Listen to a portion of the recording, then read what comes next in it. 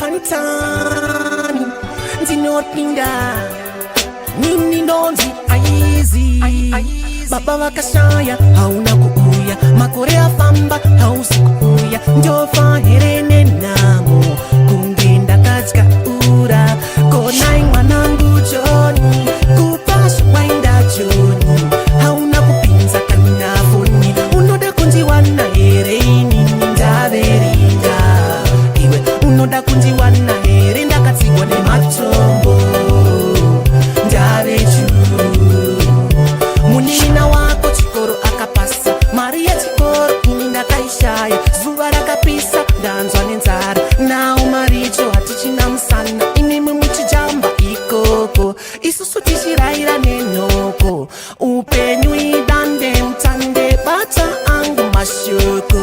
konai mwanangu Joni kupasha waenda Joni hauna kupinza kana foni unoda kunjiwana here inini ndaveringa unoda kunjiwana here ndakatsigwa nematombo ndave churu